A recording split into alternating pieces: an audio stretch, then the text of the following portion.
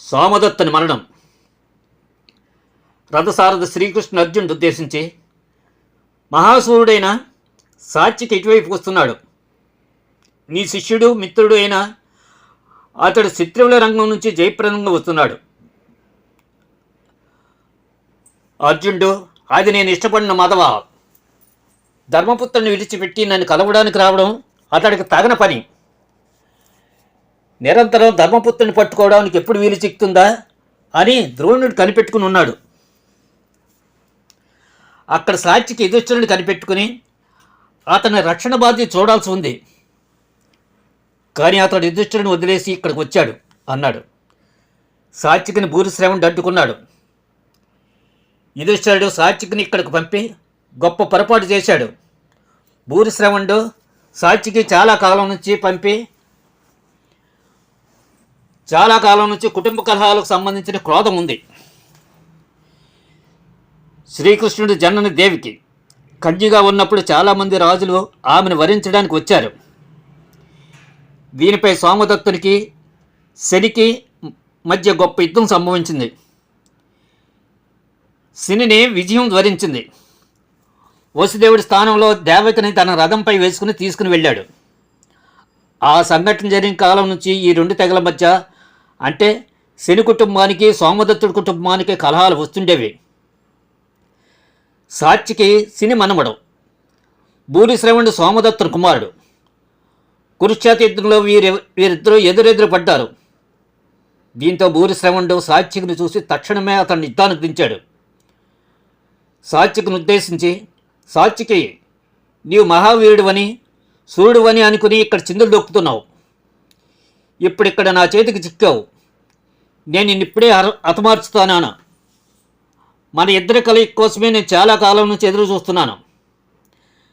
దశరథ కుమారుడైన లక్ష్మణ్ని చంపిన ఇంద్రజిత్తు మాదిరిగా ఈరోజు నేను చంపి యమలోకానికి పంపుతాను. నీవు చంపిన వారి భార్యలకు సంతోషం కలిగిస్తాను అని ఎగతాళిగా అన్నాడు. సాత్యకి నవ్వాడు. భూరిశ్రవణుడి మాటలకు అడ్డు తగిలాడు. నీ ప్రేలాపన అయ్యిందా? మాటలన్నీ నిజం కావు. నీ మాటలు యోధుల్ని భయపెట్టలేవు. నీ పౌరుషం కార్యరూపంలో చూపించు, అంతేగాని వర్షించని మేఘాల్లా మాటలు పేలకు అని లెక్కలేని తనంతో మాట్లాడాడు సాత్యకి. ఇద్దరి మధ్య వాద ప్రతివాదాన్ని ముగిసి యుద్ధం ప్రారంభమైంది. రెండు సింహాల మధ్య పోరులో యుద్ధం సాగుతుంది. ఇరువురు రథాలు ధ్వంసమయ్యాయి. గుర్రాలు చనిపోయాయి. వారి చేతుల్లోని ధనస్సులు విరిగిపోయాయి. వారిద్దరూ భూమిపై కత్తి డాలు పట్టి యుద్ధం చేస్తున్నారు. కాసేపటికి ఇద్దరి చేతుల్లోని కత్తులు డాలులు ఎగిరిపోయాయి. ఇద్దరూ మల్ల యుద్ధానికి దిగారు. కడియబడి పొరులుతున్నారు. యుద్ధం చాలాసేపు జరిగింది. ఈ సమయంలో అర్జునుడి దృష్టి జయద్రథుడి గమనం మీదే ఉంది. అందువల్ల ఇక్కడ సాత్యకి భూరిశ్రవణుడి మధ్య జరిగి యుద్ధాన్ని గమనించలేదు. కానీ అర్జునుడు రథసారథి శ్రీకృష్ణుడు మాత్రం సాత్యకి ఇప్పుడు ఏమవుతుందని ఆలోచనలో పడ్డాడు. కృష్ణుడికి శని సోమదత్తుడు కుటుంబ కలహాల గురించి తెలుసు. శ్రీకృష్ణుడు అర్జునుడు ఉద్దేశించి, ధనంజయ, సాత్యకి అలసిపోయాడు. భూరిశ్రవణుడు అతన్ని ఇప్పుడే చంపుతాడు అన్నాడు. ఇంకా అర్జునుడు జయద్రథుడినే కనిపెడుతున్నాడు. శ్రీకృష్ణుడు మళ్ళా అర్జున్తో, సాత్యకి కౌరవ సైన్యంతో యుద్ధం చేసి అలసి వస్తున్నాడు. ఆ భూరిశ్రవణుడు సాత్యకి అడ్డుగల తలవడంతో యుద్ధం తప్పింది కాదు. ఇది గొప్ప అసమాన యుద్ధం.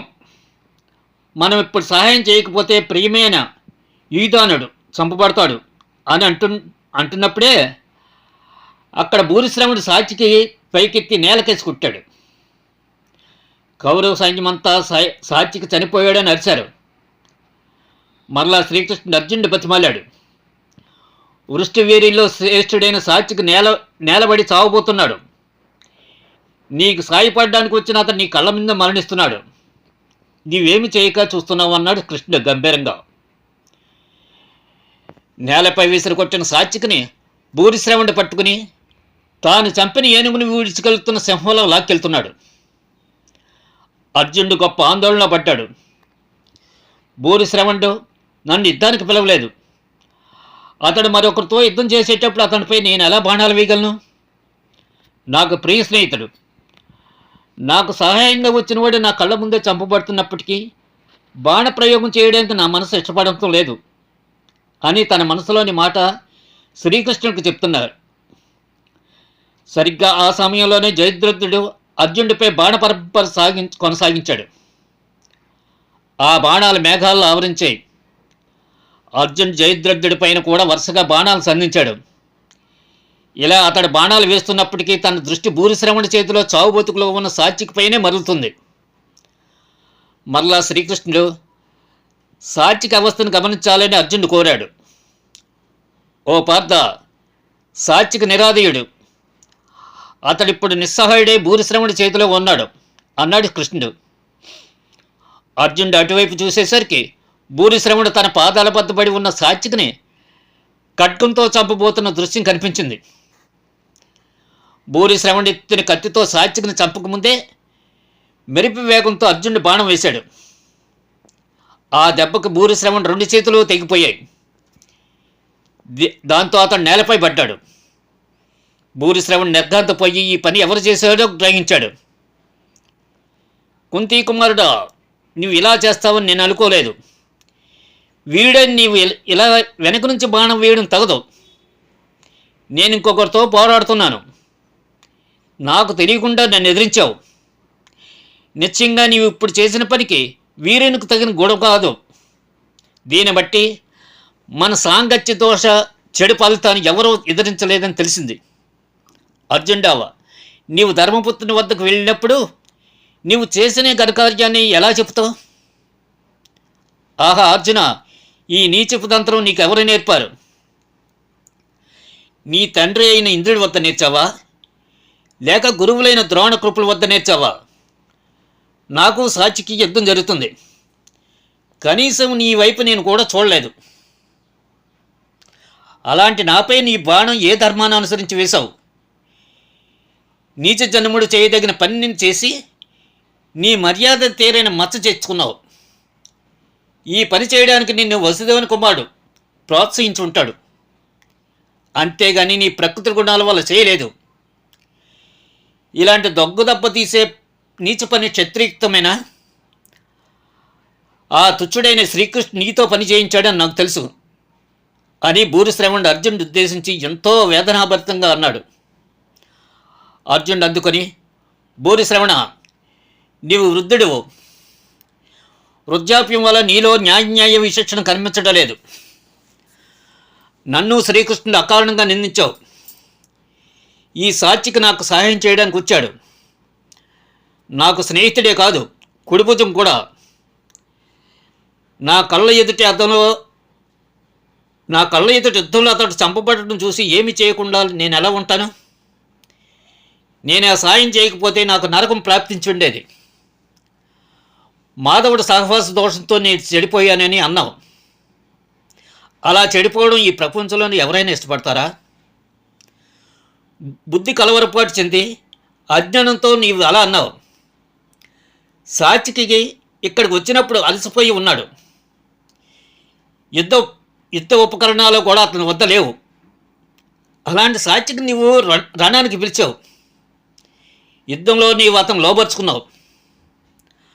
అతడు పరాజితుడే, నిస్సహాయుడే, శక్తిరహితుడే భూమి మీద పడి ఉన్నాడు.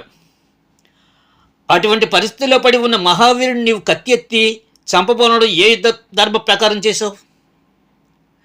నా కుమారుడైన అభిమన్యుడు కవచం ఛేదించబడి ఆయుధం లేక అలసి తొట్టుపాటు పడుతూ ఏకాకిగా ఉన్నప్పుడు అతను చంపిన వారిని నీవెలా ప్రోత్సహించావో నాకు తెలీదా అన్నాడు సవిరంగా. ఈ మాటలు విన్న భూరిశ్రవణుడు సమాధానం ఇవ్వలేదు. అతడు ధ్యానంలో కూర్చున్నట్టు ఆసనం ఏర్పరచుకున్నాడు. తర్వాత ధ్యానంలో నిమగ్నమయ్యాడు. ఈ దృశ్యాన్ని కౌరవ యోధులు తిలకించి విచారపడ్డారు. భూరిశ్రవణ్ణి హెచ్చరించి కృష్ణార్జును నిందించారు. వారిని ఉద్దేశించి అర్జునుడు, ధీరులారా, నా బాణం వెళ్ళగలిగినంత దూరంలో ఉన్న నా స్నేహితుడు ఎవరైనా రక్షించాలని నా వ్రతం. ఒక్క శత్రువుని అతను చంపనీయున్నాం. అది నా పవిత్ర వ్రతం. నన్ను ఎందుకు నిందిస్తారు? సరైన ఆలోచన చేయకుండా ఒకరిని నిందించడం సరికాదు అన్నాడు. భూరిశ్రవణ్ణి చూసి, ధీరుల్లో మహాధీరుడువు, నిన్ను సహాయం కోరిన చాలామందికి నీవు సహాయపడ్డావు. ఇప్పుడు జరిగిందంతా నీ పొరపాట్ల వల్లే జరిగింది. నన్ను నిందించడంలో న్యాయం లేదు. క్షత్రియ జీవితాన్ని నడువు. హాని అనేది మనం నిందించాల్సిన అంశం అని అర్జునుడు అనగా, వాటిని విన్న భూరిశ్రవణుడు వందనం చేసినట్లుగా శిరస్సు వంచాడు. ఈలోగా సాత్యకి చైతన్యం వచ్చి లేచి నిలబడ్డాడు. క్రోధంతో తాను ఒక కత్తి తీసుకున్నాడు.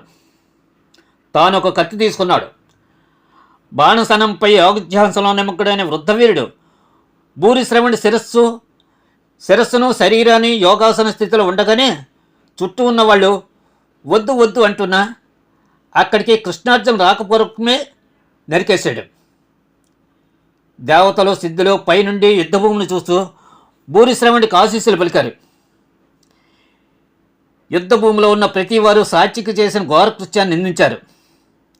తాను చేసింది మంచిదని సమర్థించుకోవడానికి సాత్యకి ఇలా అన్నాడు, నేను తెలివి తప్పి భూమి మీద పడిన తర్వాత నా కుటుంబ శత్రువుడైన వీడు నా ఛాతీ మీద కాలు వేయించి నన్ను చంపబోయాడు. అందువల్ల అతడే స్థితిలో ఉన్నా నేను చంపొచ్చు అన్నాడు. కానీ ఎవరు అతని నడవడిని అంగీకరించలేదు. పగ క్రోధం ప్రజ్వరిల్లినప్పుడు న్యాయ సూత్రాలు ధర్మశాస్త్రాలు చెప్పినట్లు జరగవని ఈ ఘటన ఉదంతాన్ని బట్టి అర్థమవుతుంది.